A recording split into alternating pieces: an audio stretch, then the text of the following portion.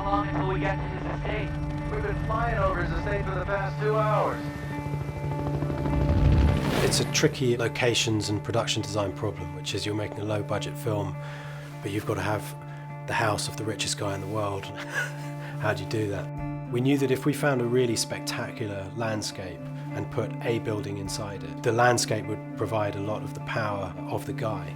The landscape and the feel of the place is just so extraordinary.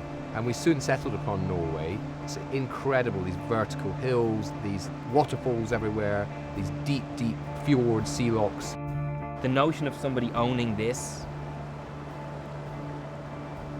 I think sums the guy up. So Nathan owns that mountain, and he owns that river, and everything we're walking on belongs to nobody except for him, and I think that's the kind of guy he is. Caleb, this building isn't a house. It's a research facility.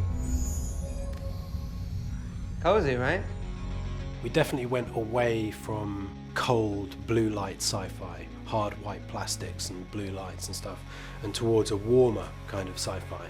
We wanted to play with and balance out man-made materials with organic and natural materials right the way through. We've balanced out, you know, the concrete and the glass and the technological aspect with the fact that he's set in this really beautiful landscape and environment. And in a sense that mirrors what's happening with the characters as well.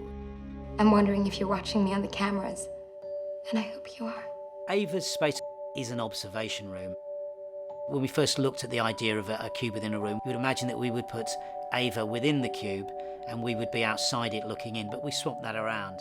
So in fact, Caleb, who's the observer, sits in this cube, and Ava, who's the observed, is able to roam around 270. It's a good example of how production design feeds into a story, because then when Ava walks around, rather than feeling like she's got a lot of space, she's more like a tiger in a zoo, walking backwards and forwards over the same spot, and you think she shouldn't be here, she should actually be elsewhere.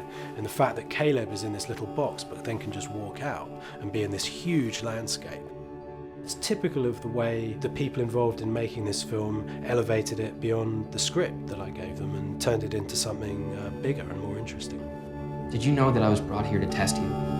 What will happen to me if I fail your test?